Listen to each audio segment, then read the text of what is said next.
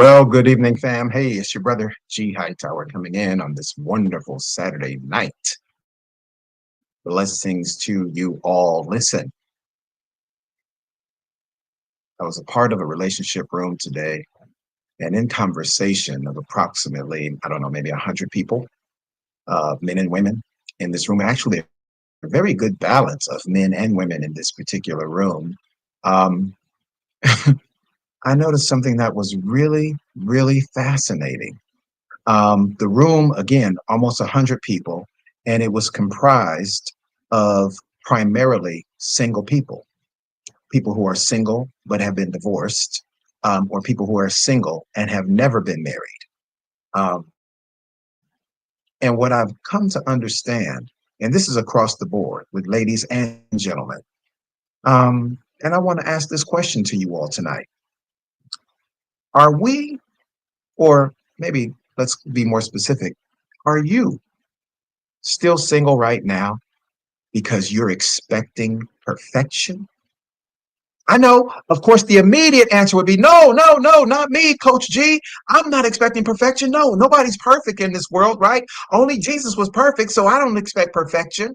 But now, when we go down the line and look at your list, or perhaps the scroll of things that are in the back of your Bible, in your journal, or somewhere that you have written down, we may find that the things that you're looking for and are expecting perhaps can be a bit unrealistic. I think many of us, and again, this is true for men and women, I think many of us are looking for and expecting perfection. And if it's not perfect, if she isn't perfect and doesn't check all the boxes for me, I'm not going to choose her. I would rather stay single than settle. And I hear a plethora of women saying the very same thing, but women are a little bit more harsh. Women are a bit more harsh sometimes in what they're describing. That a man has to check all the boxes for me, Coach G, and if he don't check all the boxes, I block him. I'm being a bit facetious, but seriously, it's amazing that a lot of us who are single, women are saying, I'm not going to settle because if he doesn't have this, and that, not going to settle. And then what's really striking that I'm hearing from men, let me talk to my brothers first. What I'm really hearing from men are expecting this superwoman that she's going to show up, she's going to cook, clean, she's going to do this, she's going to do that. She's going to, even if she doesn't make money, because most of us men who are marriage focused men, we don't care. We don't concern ourselves with how much money a woman makes. Like literally, I promise you. Trust me, ladies. I know some of you have heard these men talking all this nasty, negative stuff on podcasts and all throughout social media. But trust me, ladies, I know more men than y'all do. And I'm telling you that the quality brothers that I'm connected to who are marriage focused men, we ain't studying nothing about how much money a woman makes. We don't care. I don't care if she makes $12 an hour. It doesn't matter to me. I just need to know the level of her work ethic, her heart, her and of course where she is spiritually in terms of her love for God, her love for the people of God, and her desire to serve with me. That's it. I mean, it's really, really simple. And of course, there's some other values in there that we're looking for as well. But the bottom line is, ladies, we don't concern ourselves with a woman's degrees. We don't concern ourselves with a woman's inheritance. We don't concern ourselves with how much money a woman is making. Because a marriage focused man of godly character, I got to throw that in, ladies, because y'all have dealt with some brothers who may have even been in the church, but they don't have godly character. You've dealt with a lot of men who are out there in the world and they have zero godly character. And so a lot of y'all have, dealt with some no good men. And now it has caused you to be really jaded and paint a negative perspective, a negative picture of all men. No, ladies, trust me.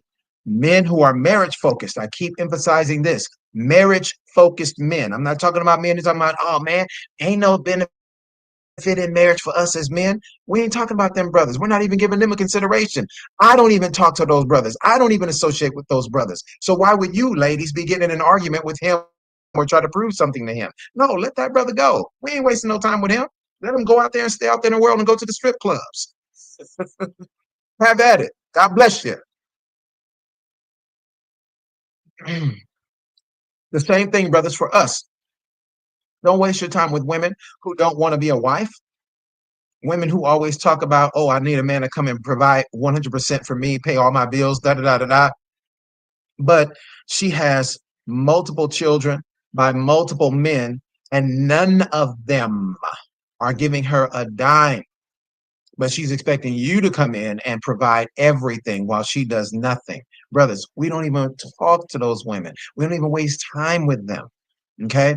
Because a righteous woman, a woman who is not just a woman who desires to be married, but a woman who is a wife, she immediately comes in from day one and she seeks to add value to your life.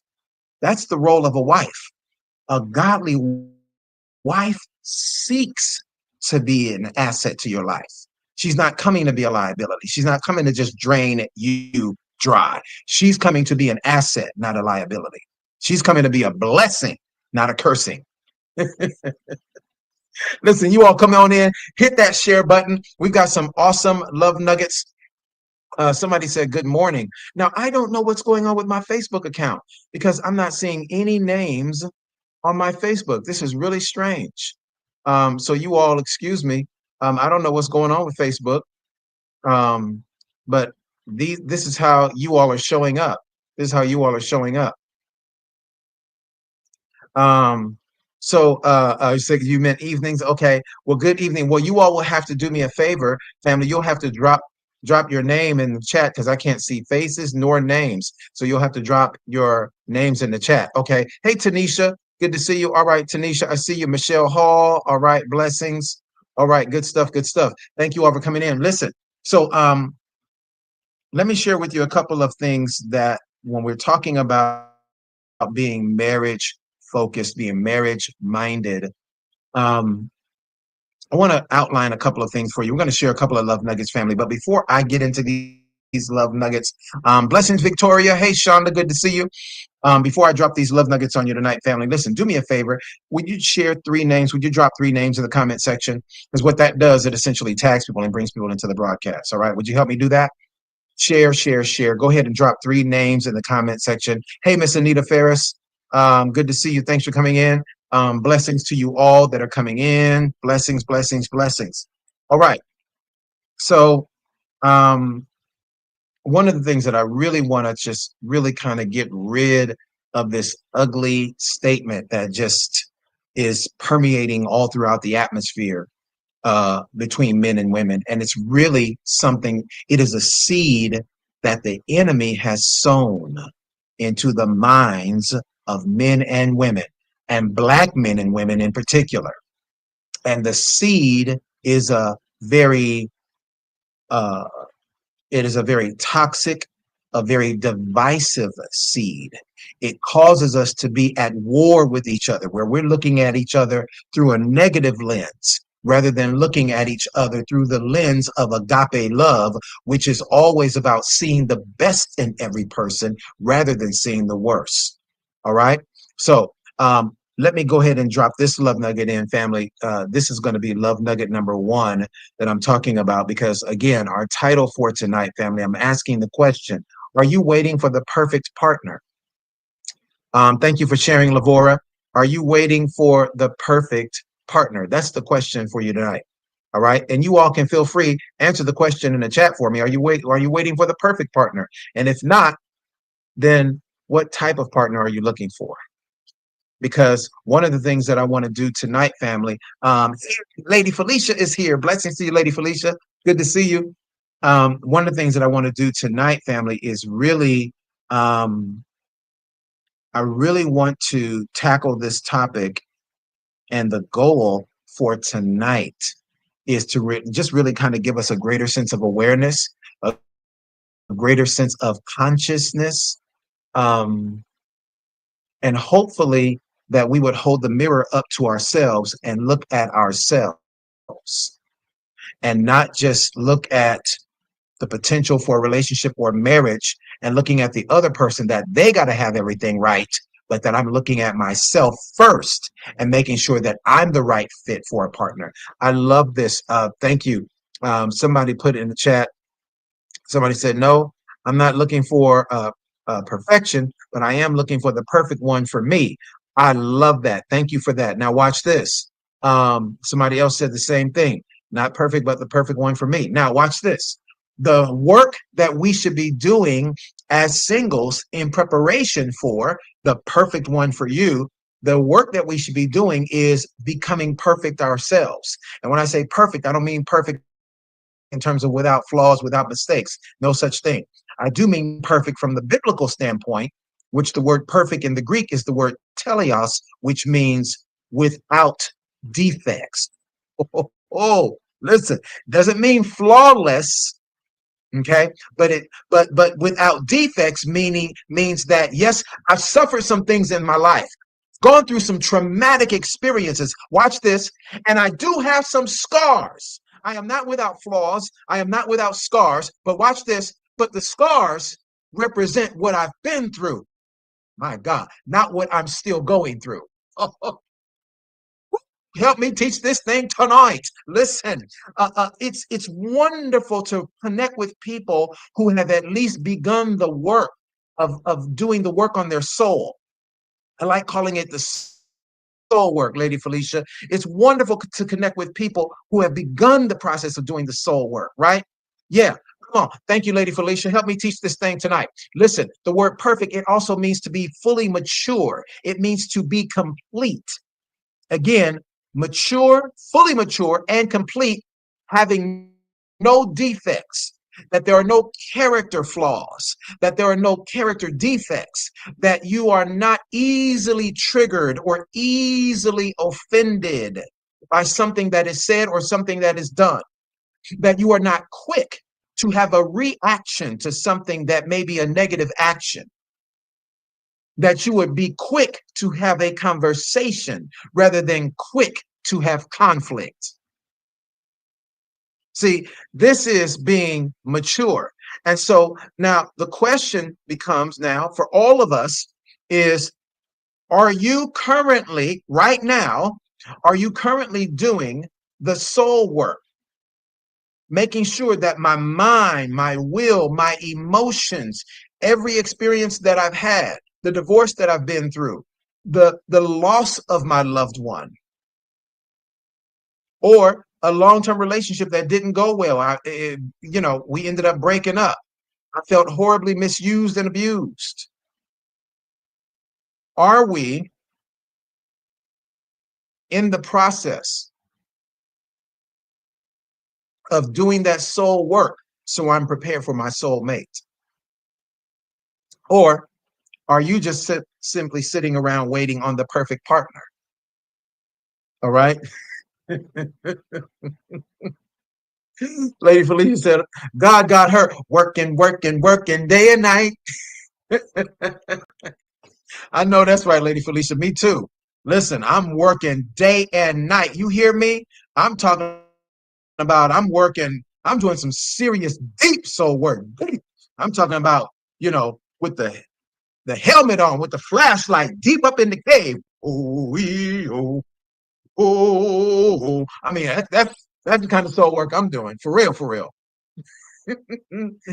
Yes, getting it in. Because I told y'all, man, I'm not playing no games. This time next year, I'm going to be married. Y'all can stay out here and play in these single streets if y'all want to. This time next year, Hightower will be married. Mark it, book it. Y'all can keep playing in these single streets if y'all want to. Have at it. Not me. I am built for marriage. I am made by God to be a husband.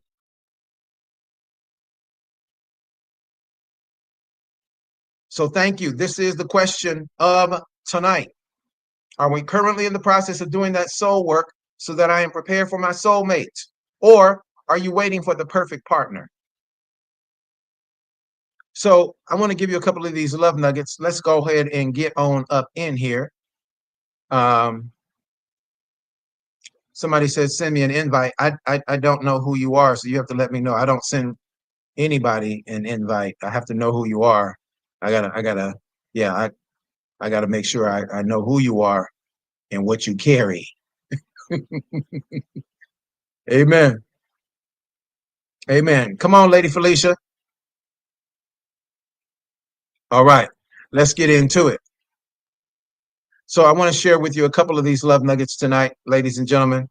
One of the things, and I'm going to deal with the brothers first.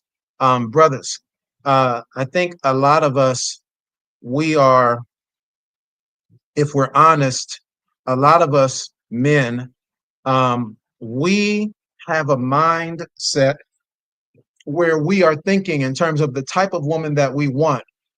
There's a real condition. It's called the superwoman syndrome, that we want that woman to be superwoman. Now, we won't say that because we know there's no such thing in reality. But when you roll out the things that you are expecting from her, yeah, you expect her to be superwoman, like literally from planet Krypton. You expect her to be superwoman. You expect her to cook, clean. Some of y'all don't believe in paying 100% of the bills, or at least the majority of the bills, paying the main bills. You don't have any expectation. Some of y'all believe in being 50-50, or as you would say, 100-100, that we're both 100% invested into the relationship. I know. Okay. Yeah. Some of y'all on that Teddy Pendergrass stuff, talking about a 50-50 love. Shout out to the late great Teddy P. Yeah, and so your expectation is that she goes to work and you go to work, right? So now she's going to work every day. She's working 8 to 9 hours a day, and then driving through traffic an hour or so. She's an hour to 2 hours every day on the road. So you might as well just say 10 hours. So 10 hours out the day, she's working, which all includes travel.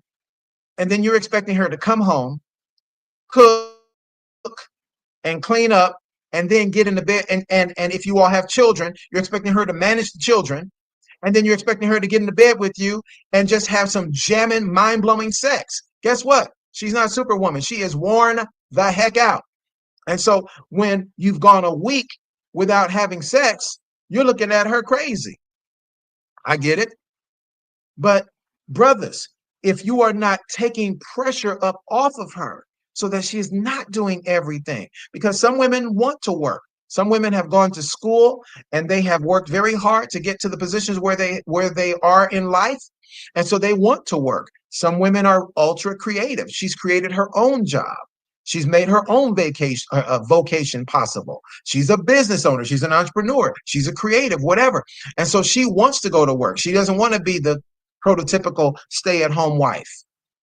But every woman, hear me, brothers, every woman who is a wife wants to know that she has a husband who takes care of her and makes her life easier. Brothers, if we're not in that woman's life to make her life easier, what are we here for? We just want some booty? Is that it? So you just want a wife so you can have legal booty. I mean, because if that's all you want, bruh, listen, I submit to you tonight, gentlemen, and I know it's going to sound harsh. Some of y'all might even inbox me or email me, but it's all good. I welcome all healthy dialogue. Even if you don't agree with me, it's all good. You don't have to agree with me. But I'm going to tell you, you're violating the word of God in terms of what your role is, your divine assignment. I'm not talking about what social media taught you. I'm not talking about what the culture teaches you. I'm not even talking about what your family taught you. I'm talking about what God's word says to all of us as men, that our assignment as a husband is to love our wives as Christ loved the church. Hear this, family, who loved her and gave himself for her. Somebody drop this in the chat. Sacrificial love. Sacrificial love. Brothers, if you ain't willing to pay the price of sacrifice for that woman, then you're just not ready to be a husband. That's okay. Stay single. Get a dog or a parrot or some fish. But don't be a husband if you're not ready to live a life of sacrifice for that woman. If you're not ready to take that woman and make her life better, make her life easier. All right. Now watch this. The scripture goes on to say in Ephesians chapter 5 that we are to give ourselves and that we must be willing, my brothers, to love her as you love your own body. How well do you take care of your own body? How well do you dress? How well do you smell? How well do you eat? How well, as much as we put in effort to take care of ourselves, we got to be willing to do that double time for her. All right. So, brothers, if you need her to be a superwoman, then you got to be Superman. That means we have to position ourselves, brothers, by any godly means necessary. We got to position ourselves to increase our revenue. Now, watch this. Depending on the level of lifestyle that you lead for you and your wife, watch this. When you met her and married her, perhaps she made more money than you. So perhaps you might not be able to take care of 100% of the bills. But while you're courting her, these are conversations that should be had.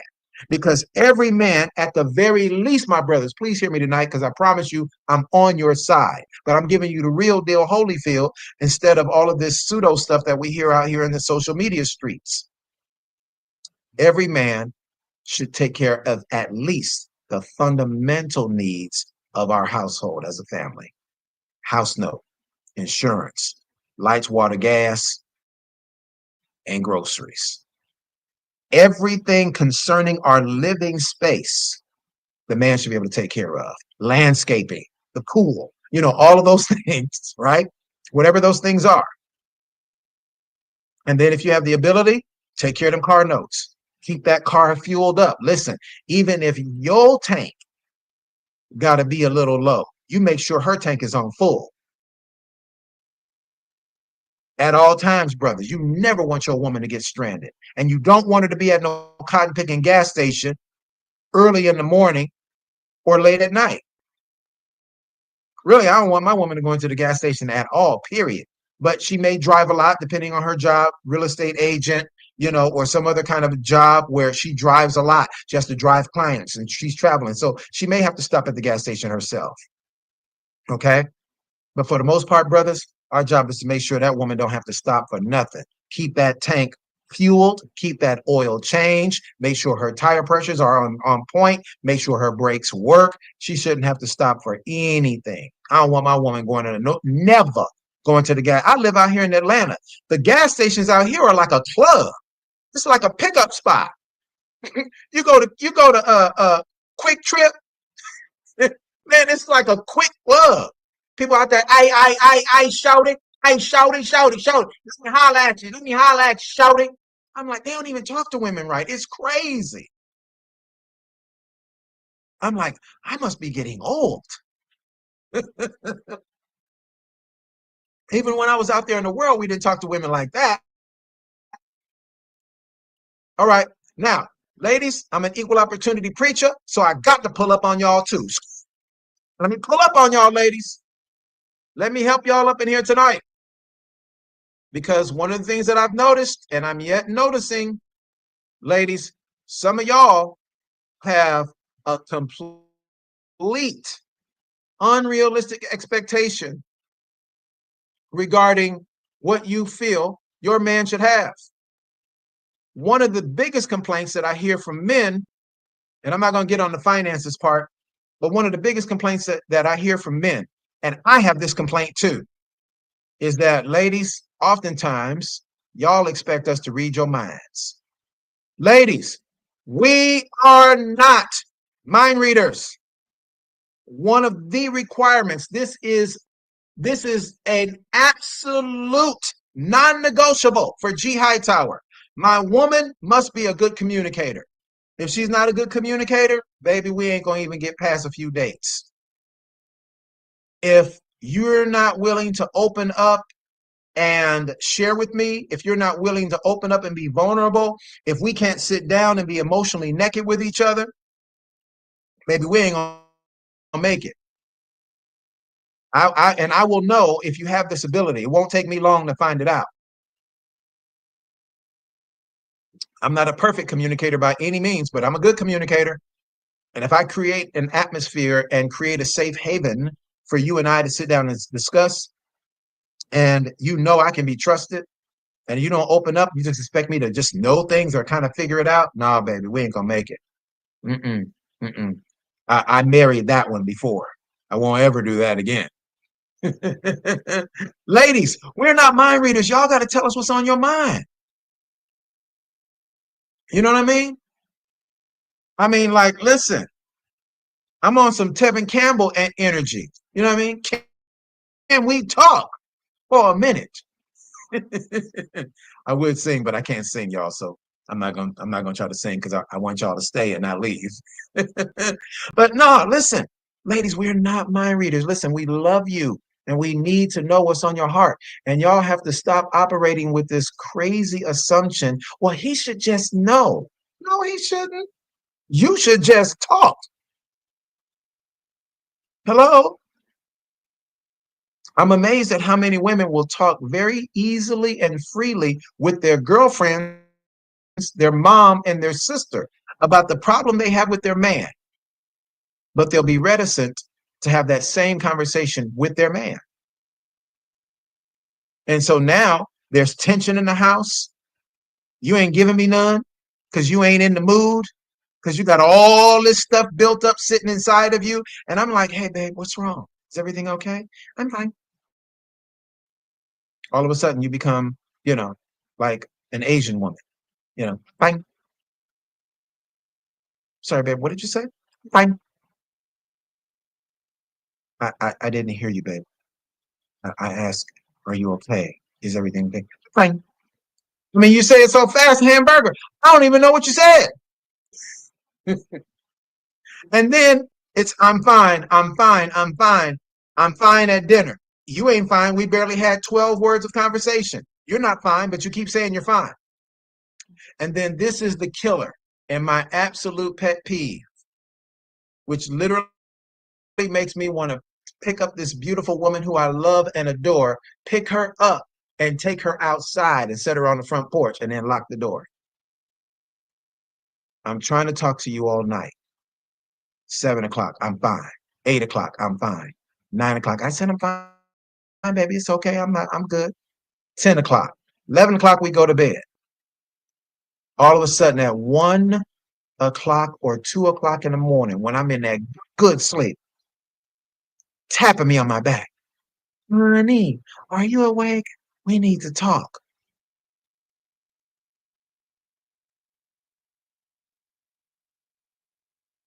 I literally feel like picking her up and taking her outside and setting her on the porch. I might be kind enough to give her a blanket too, but I'm definitely going to leave her on the porch and I'm going to lock all the doors and the windows. She can't come in. Listen, it's crazy. Like, why do y'all do that? Lady Felicia, see what we're not going to do?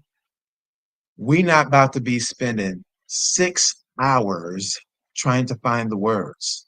7 o'clock, 8 o'clock, 9 o'clock, 10 o'clock, 11 o'clock. Then all of a sudden at 1 o'clock in the morning, you waking me up out of a dead sleep, talking about, honey, are you asleep? Hamburger, I was half snoring. Are you awake? No, I'm not awake. What do you mean? Talking about I was trying to find, I was processing. Baby, you should have been processing all the way until the morning when I wake up. So now I'm not quite as conscious as I need to be to have this conversation with you. I'm not ready.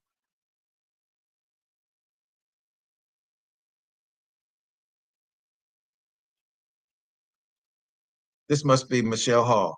Thank you, Michelle Hall, our awesome anointed scribe.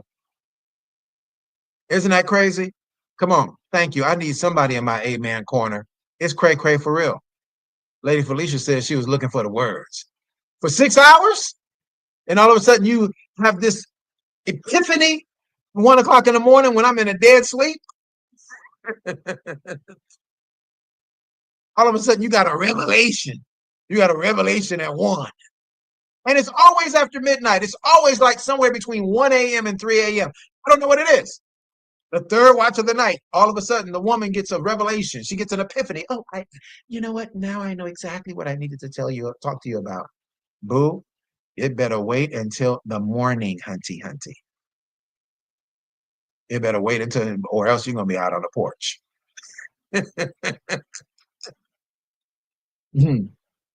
Listen, Lady Felicia, I'm so glad that you said that, Lady Felicia. Here we go. I'm gonna drop love nugget number 3 right there. Ladies, oftentimes you're asking us as men for men to have emotional intelligence. And guess what? You are right.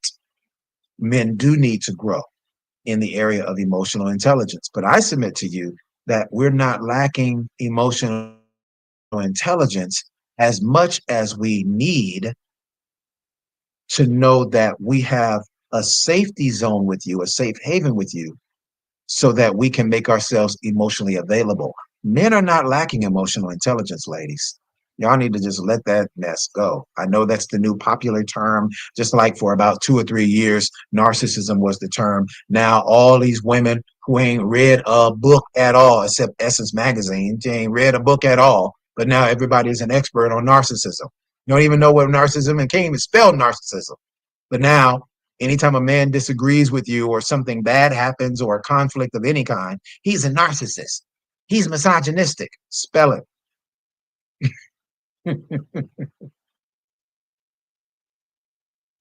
So now emotional intelligence is the thing. Ladies, men are not lacking emotional intelligence as much as, although there are some who do, there's a lot of men who do, but it's not as bad regarding emotional intelligence as much as it is for many of us men to be willing to be emotionally available. Ladies, by the same token, Lady Felicia said she was calm by then. So 7 hours have gone by. 7 hours have gone by. A whole day's work. Ladies, what we need from y'all is emotional maturity. Because emotional maturity is not going to take 7 hours to process. We all need time to process. But if it's that bad, that's a conversation for the next day. Don't be waking up your man. That man is working hard to provide for you and take care of you. Don't be waking up that man at 1 o'clock in the morning. That's disrespectful. You don't respect him enough to let that man rest. So now you're going to disturb his sleep because it took you 5, 6, 7 hours to process, and all of a sudden you want to talk? That's disrespectful, ladies. That is not loving at all. And it shows a lack of emotional maturity. So when you feel like it, not when it's the most healthiest time for both of us to converse, but when you feel like it, you know that mess ain't right. You know that mess ain't right. So, ladies, you need us to be emotionally intelligent, emotionally available. We need you to be emotionally mature. The other part of emotional maturity, ladies, is this. Lady Felicia, Lavora, Michelle Hall, I'm giving y'all this tonight. Ladies, please don't ask us as your man. Don't ask us a question that you are not ready to handle the answer to. Okay? So, in other words, here's what I need you to do. Before you ask this man a question or y'all take that man into your interrogation room and ask him like 19 questions, please prepare yourself emotionally. Prepare yourself for the worst possible answer. Prepare yourself for the worst possible response. Get it in your mind before you ask him the questions. Because when y'all ask us questions about a woman, especially, or some situation that we've been through, and we give you the real, a lot of y'all can't handle it. And now I've got to talk you down off the ledge. We've got to build restoration in our relationship. I'm going to be in the doghouse for something I did 10 years ago. And now you got to deal with it on an emotional level. You asked me the question. I gave it to you. And now all of a sudden I'm in the doghouse. Now all of a sudden the cookie shop is closed. I can't get no cookies because you mad about something I did 10 years ago. Well, you should have been told me that. Babe, I forgot. Did you tell me everything that happened in your life? Like every single thing? I mean, hamburger, you didn't tell me that you failed your final exam in high school.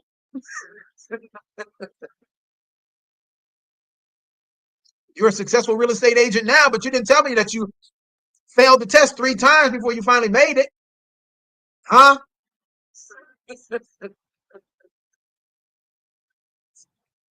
Listen. So please, emotional maturity requires that not only am I going to make sure we have conversations with the right time, a time that's healthy for both of us, but also that I provide a safe space for my partner. I provide a safe space for my partner so that when she shares with us brothers, that you don't judge her. You don't make her feel like, you don't make her feel condemned, that you don't criticize, like, dang, you did that. Come on, brothers. That's not what we do for the woman that we love. We have to be a caretaker for her heart. Because guess what, brothers? If she feels like she's going to be judged by you, then she's going to be really reluctant to share things with you. Ladies, the same thing is true for us. If I share some stuff with you and then you judge me and make me feel like a piece of trash, I'll be very limited on what I share with you moving forward in the future. Okay. Blessings, friend. I'm not sure who that is, but blessings to you. You all, please excuse me tonight. We have some issues with Facebook. I'm not seeing names nor faces except for just a couple of people. All right, let me give you this last love nugget, and then we can open up and have a Q&A, a quick Q&A. All right. Um, this one is a huge one, and I'm gonna use this one kind of universally for both men and women. Um, let me speak this one. Yeah, I guess I'll give you two because for men, the greatest need is for for us to know that I have a woman who's got my back, 1000%. Hey, Jules, absolutely. There has to be safety in the relationship to share freely. Absolutely. All right. Thank you, Michelle Hall. All right, you all screenshot that. So be a caretaker for your partner's heart. All right. Now, asking the question again tonight, singles, are you waiting for the perfect partner? Ladies and gentlemen, this is true for both of us. Ladies and gentlemen, if you are married to your preference, you may end up missing out on your purpose partner. If you are married to, I mean, just stuck, glued on it, that he's got to have this, because that's what I like. That's what I'm used to. I hear so many women saying that. That's what I'm used to. Well, if that's what you like and that's what you were used to and it was so wonderful, how come you're not still with that dude or that dude or that one or that one or the father of your child? What happened to him? If that's what you're used to, obviously what you're used to hasn't worked out for you. So why are you still holding on to what you're used to? Listen, it's time to make a shift. It's time to change. If you always choose what you've always chosen, you're going to keep getting what you've always gotten. Brothers, same thing is true for us. Brothers, you know, we have a real problem in this area because we're visual creatures. Women are not as visual. Now women, especially a quality woman who has done the work on herself, she's not trying to marry a booger wolf. But women are more accepting of a man's outward appearance if he has a whole lot of inward qualities in place. All right. A man of excellent character, a man who's a great provider, a man who has strong leadership skills. A woman will be more willing to be flexible on a man's outward appearance. Whereas for us, a woman's outward appearance is a big, huge plus for us, right? Because we don't care about a woman's finances. So she ain't got to bring finances to the table, right? Her inward qualities are important and her outward pulchritude is important, right? So, hey, Jewel. So I want us to just really kind of think about this. And as I've shared with all of you before, writing down your vision for love. How many of you have a vision for love in here? Just drop one word in the chat if you have a vision for love. I'm not talking about an itemized checklist in the back of your Bible or on your dresser or in your mirror in the bathroom or in your, I'm talking about a real vision. Just drop one word in the chat if you have a vision for love. Just put vision, vision, vision. Now, if you don't have a written vision, because I want to see it. If you have a written vision, I want to see it. I know most of you don't have one. I know you don't. Some of y'all have never even heard of a vision for love. So I know you ain't got one. And it's okay. No judgment. It's just important to have it. All right. All right. I know these people right here, even though I can't see their name or face, I know these people are part of the Real Love Nation family. They got a vision for love. All right. I got it.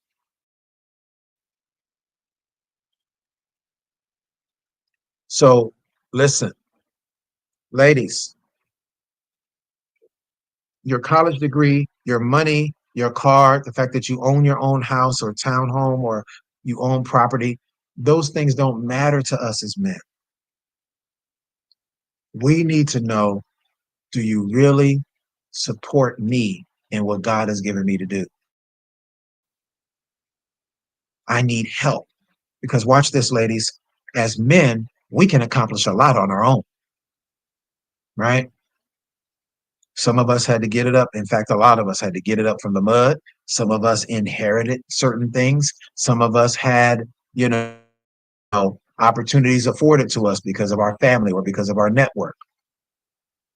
But no man accomplishes anything great that's sustainable without working hard and making tremendous sacrifices to have that. So, ladies, that said, for us as men, when a man is marriage focused, we're making money because we are making money because we want to share it with our woman. A woman is not wired like that. Now, there are exceptional women who are very generous and they want to share what they have with their men, right? There are exceptional women who are like that. But generally speaking, women don't make money and say, oh, I can't wait to share with my husband. Women don't make money like that. It don't matter if she make 8 figures. Women don't do that. Men, we're wired like that. We're wired to want to have money so I have a woman I can share it with. So, ladies, here's what I want to bless you with. As much as we can as men accomplish on our own, guess what, ladies? Because of you, the most precious gift that God ever created, because of you, men are able to reach the apex of their potential. I submit to you, and brothers, I know some of y'all might get mad at me, but it's all right. We can chop it up offline. Again, brothers, this doesn't minify the significance of who you are, your work ethic, your character, your drive, your passion. This doesn't minimize any of that. But now, in order for you to reach your fullest potential, which includes building a family, if that's your desire, you need a woman by your side, right? If you're going to reach the apex of your potential, you got to have a wife. Look at all the successful men in the world. They have wives.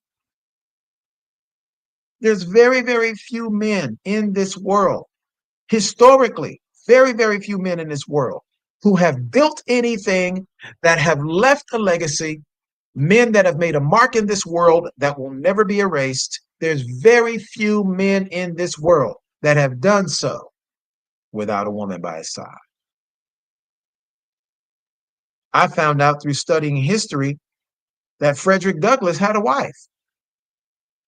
None of us ever have seen Frederick Douglass's wife. But then through some study, I said, what? Frederick Douglass had a wife? Yeah, she was holding it down back home.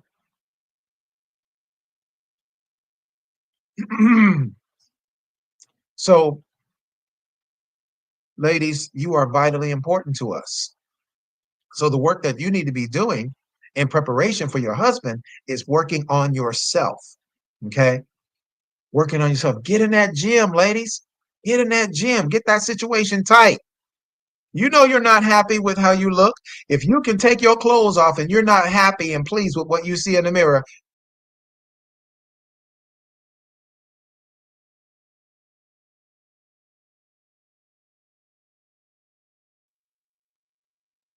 All right. We got momentarily disrupted. Okay, I think we're back now. You all throw an eight in the chat. Throw an eight in the chat real quick. Throw an eight in the chat real quick. If you all can hear me well and see me well, throw an eight in the chat.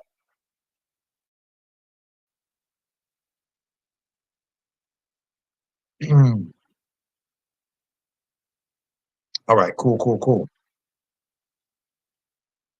All right, I'm overtime. I was only supposed to be here about 40 minutes. I'm overtime already. So I'm going to shut up and let's take a couple of questions tonight, family. Let's take a couple of questions. How many of you are coming to our relationship autopsy? Listen, I am driving hard to get people marriage ready. So the relationship autopsy is a 3-day relationship intensive. All right. It begins 1 week from this Monday. It's going to be 3 days: Monday, Tuesday, Wednesday. That's the 18th, 19th, and 20th. And guess what, y'all? I'm working double overtime for you. All right. I have two times that I'm going to be hosting this awesome intensive. All right. Now I'm in the Eastern time zone. All right. So each day, Monday, Tuesday, and Wednesday, the 18th, the 19th, and the 20th, I'm going to host a 12 o'clock session, 12 noon, which will be just about for an hour, no more than an hour and a half.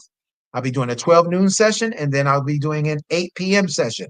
Again, this is Eastern time. So if you're in the Central time zone, that's 11 a.m. for you. If you're in the Pacific time zone, that's going to be 9 a.m. for you. All right. Then I'm doing a session at night at 8 p.m. Eastern. All right. So I'm doing 12 noon and I'm doing 8 p.m. If you're in the Central time zone, that's 7 p.m. If you're in a Pacific time zone, that's 5 p.m. Okay. Relationship autopsy. Listen, this is only $97, y'all, for this 3-day intensive. It's going to be incredible. Okay. It's going to be absolutely incredible. So listen, you don't want to miss this. You don't want to miss it. This is for those of us who are marriage minded, marriage ready, relationship ready. A lot of us think that we're relationship ready, but we're not. If you're still easily triggered by negative thoughts of your ex, you ain't ready. And the relationship autopsy is exactly what you need. This is a revelatory intensive that God has given me. You will not find this anywhere. You will not find, there's other people that may have this or that. You will not find this anywhere with no therapist, no coach, no count, nowhere. God gave it to me. He gave me this wonderful revelatory information 2 years ago because I was literally in a season of fasting and praying and asking God, you've given me information to share with people about this, ready to love again, boom, preparing for love, and all of these things. I said, but God, what's the real work? What's the steps that I'm missing? What's the step that all of us are missing that's not getting more of us marriage ready? How come more weddings are not happening? How come more healthy relationships are not being established? And God taught me this. He dropped this on me. And I mean, it hit me like a ton of bricks. And the simplicity of it, family, rather than giving you all the dialogue that I had with God in that moment, the simplicity of it is this. God was showing me that unless we have thoroughly examined or evaluated the mistakes of our past, we're subject to repeat them. Ooh. And then, boom, he dropped it on me, relationship autopsy. It's like, God, that's dope. What is that? And then God showed me. He said a relationship autopsy is utilizing the same formula as a physical autopsy. What is a physical autopsy? It is designed to determine the cause of death, right? So the same thing is true for this awesome 3-day intensive that we're doing. It is going to be used, family, so that we can all thoroughly examine ourselves so we can determine the cause of death. Watch this. Not only discover why that relationship went wrong, because many of us have that thought in mind, oh, okay, that. Yeah, I already know that, Pastor G. I already know that. I got that. No, no, no. You got to go deeper. The autopsy, Jewel, thank you, dear. The autopsy is to also help us determine, after I found out what went wrong, why did I stay so long? See, All of us have to really look at ourselves. This is why many of us are not relationship ready right now. I don't care how much money you got. I don't care how anointed you are. You pray 3, 4 hours a day. That does not mean you are relationship ready, because prayer and fasting does not heal all wounds. It doesn't. You have to make an intentional, focused effort to heal certain things that you've been through. Certain traumas are going to continue to exist because you have not addressed them, you suppress them. And the deception about suppressing an issue instead of addressing the issue is that you suppress it for so long, and then you go on, and then you get yourself busy with work, and we become ensconced in ministry. And so with all of that going on, and if you have children, you're busying yourself with all of these activities, and then now a year goes by, 2 years go by, and 3 years go by, and say, okay, I'm good. Yeah, I'm over John. I don't even think about John like that no more. Okay, you don't think about John like that no more, but only because you haven't been in a relationship. But now watch this. Once you are in a relationship, triggers, the scab and the stitches, boom, get ripped open from that wound that you suffered 3 years ago, 5 years ago, 10 years ago, or, beloved, something that happened traumatically in your life all the way back in childhood. This is the soul work I've been doing, y'all. Uncovering and exposing the issues that I've struggled with that stem all the way back to childhood. I love this. Whatever is concealed will not be healed.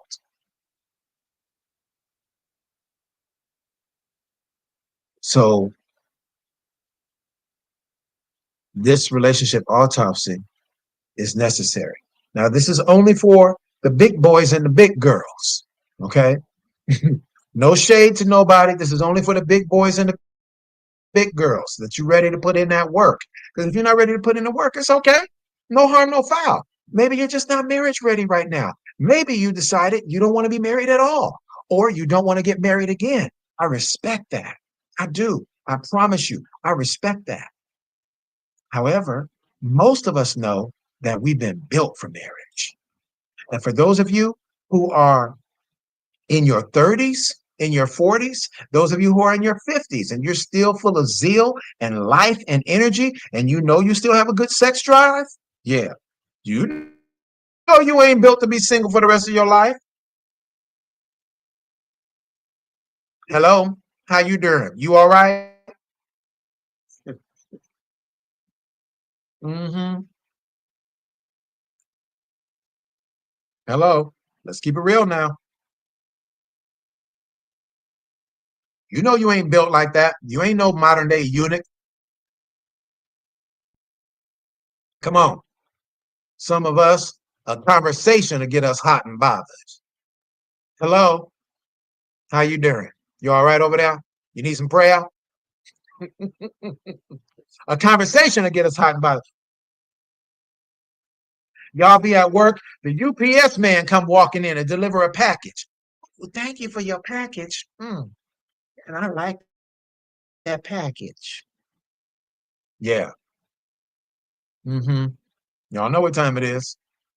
I had a great woman of God whose name I won't mention. Some of you may know her. She called me up one day, told me she needed prayer. She says, Dr. G, my body is ready to get married. Well, my daddy taught me to read between the lines. Parenthetically, what she was saying is, I need me some sex, and I know I can't go out here and sin. So please pray for me because I got to get this lust demon off of me. I said, that's not a lust demon, woman of God. That's your body. It's just a physical situation. That's not a lust demon. Now, some of us do struggle with lust demons, but for most of us, it's just a natural thing that God gave you. Don't you dare pray and ask God to take your sex drive away. Are you crazy? You're going to need it someday.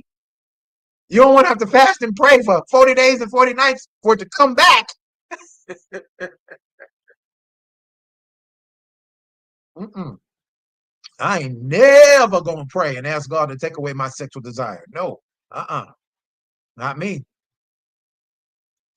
So listen, if you're interested in registering, let me know in the chat. Let me know in the chat. If you enjoyed this content tonight, And I didn't see anybody asking questions. So I'm going to go ahead and get out of here and head to bed. Um, all right. My sister said, I'm built to be a whole wife, but I'm not built to be nothing else. Well, let me help you just a little bit. You, if you're built to be a whole wife, there is something that precedes the relationship of being a wife, and that is the courtship phase of a relationship. Now, I know some of y'all don't believe in dating.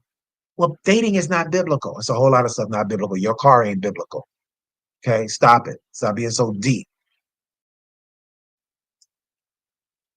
But my dear sister, there's the dating phase, and dating is for discovery. You do want to date, y'all. Ladies, you do want to date. Go out and don't worry about a fancy dinner. Tell them, hey, we can just go and have some coffee. I ain't going on no coffee dates. Well, you're going to miss it, honey. You may end up missing your husband because you don't want to go out on a coffee date. Because men who have money, they got two plans. They got a plan how to make that money and a plan to keep it.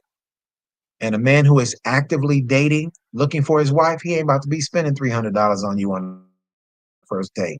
Doesn't mean that he's broke. Don't mean he don't have it. He got it. He ain't just going to spend it on you and we just met.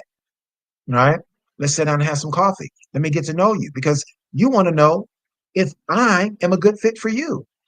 Why would we go out to a wonderful, expensive dinner only to find out that we're not a good fit for each other?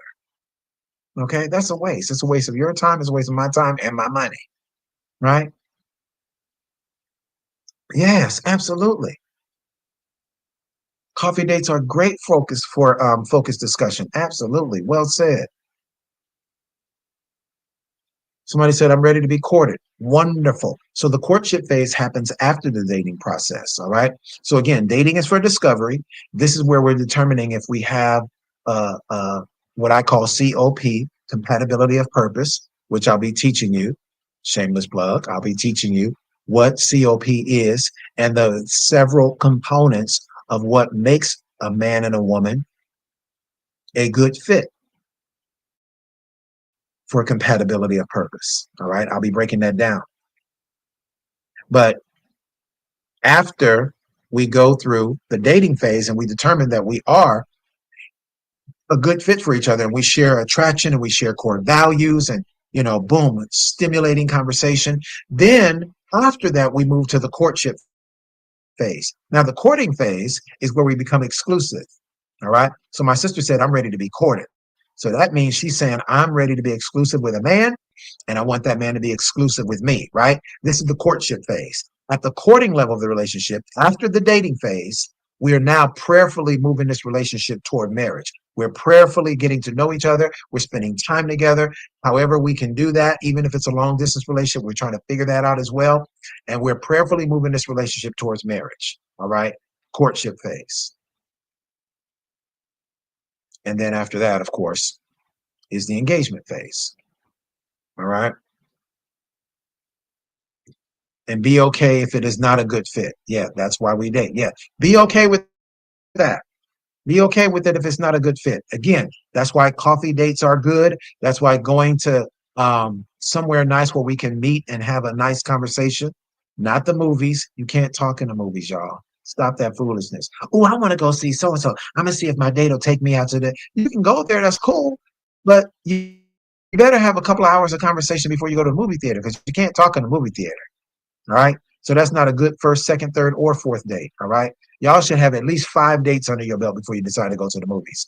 Unless the movies is going to be kind of inclusive of being together for several hours. So the movies is just one part of the date. All right. Because you can't get to know each other inside of the movie theater. Right.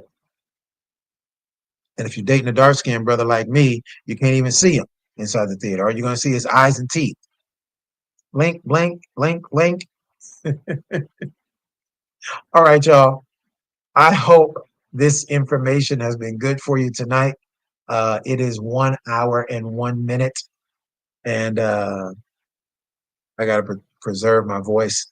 For those of you early morning risers and those of you that are online ministry, online church attenders, I will be live right back here, YouTube and Facebook Live, with a phenomenal word. I promise you in Jesus' name, it's going to be powerful. It's going to be prophetic. I'm also going to be praying for people. So y'all join me 10 a.m. in the morning. That's 10 a.m. Eastern, 9 a.m. Central, 7 a.m. on the West Coast. Sorry, West Coast people, you just got to get up early. All right. I'm going to be praying for people. It's going to be powerful. It's going to be prophetic. It is a right now word that's going to help us start preparing for 2025. All right. You do not want to miss it. Right here tomorrow morning, 10 a.m. Eastern, 9 a.m. Central, 7 a.m. on the West Coast. All right. Love you, family. Blessings on you. I will see you in the morning. This is your brother G. Hightower. We'll see you later, family. Have a good night.